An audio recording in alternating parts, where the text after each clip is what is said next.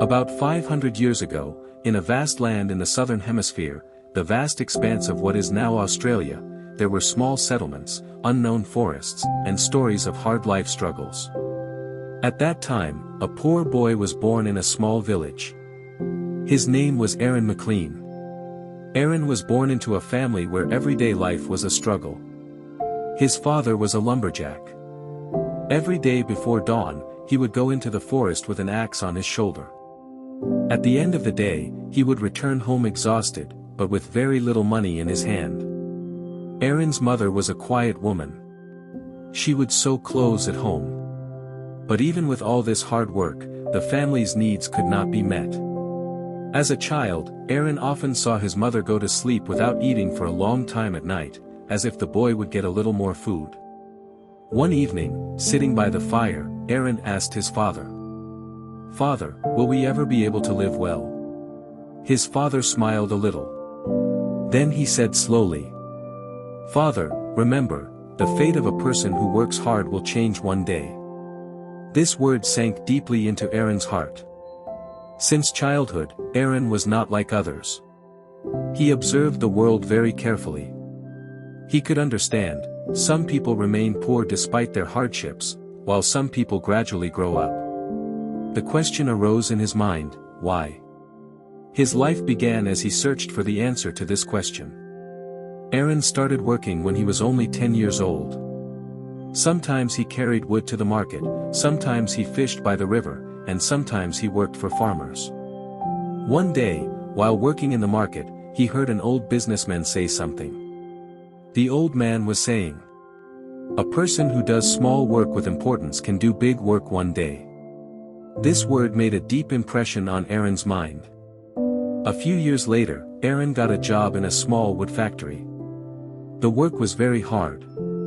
Cutting wood, lifting loads, and sweating from dawn to dusk. Many workers would quit, unable to bear the hard work. But Aaron did not quit. While he worked, he would observe the owners, how they ran the business, how they kept accounts, how they made decisions. Gradually, a dream was born in Aaron's mind. One day, he would build his own big company. But life was not that easy. One year, there was a terrible drought.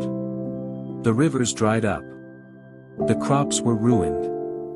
Business in the market declined. Finally, the factory where Aaron worked also closed down.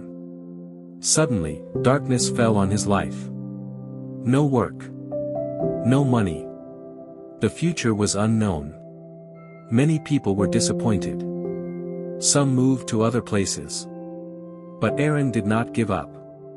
He said to himself, "If others can do it, then I can too." He had very few tools at that time, an old axe and a few wood cutting machines. He decided, he would start his own small business. Every morning, he would go to the forest. He would cut wood. Then he would sell that wood in the market.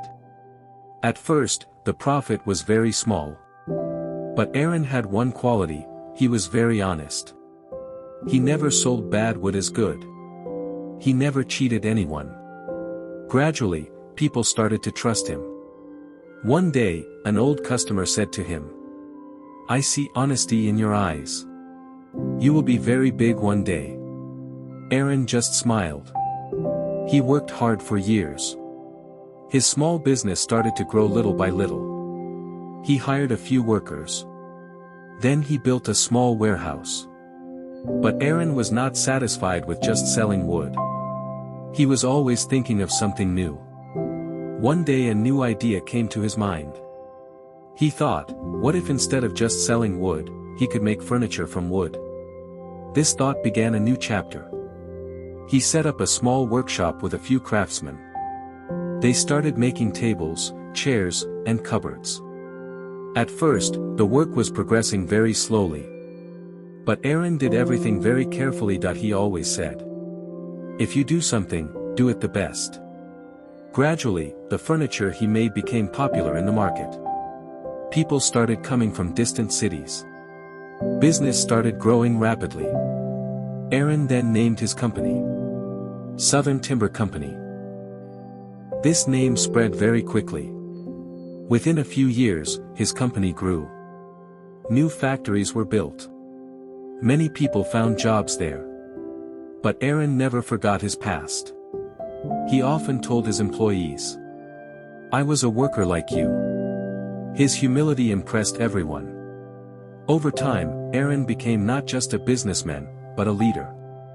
The lives of the people working in his company also changed. Many poor families found work there and started a new life. One day, many years later, Aaron returned to his old village. He saw his small hut still standing. In his eyes, there was memory and gratitude. He said to himself, "If it weren't for this hardship, I wouldn't have been able to reach here today."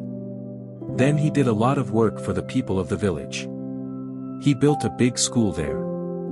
He also built a small hospital. The people of the village were surprised to see him. The once poor boy is now the owner of a big company.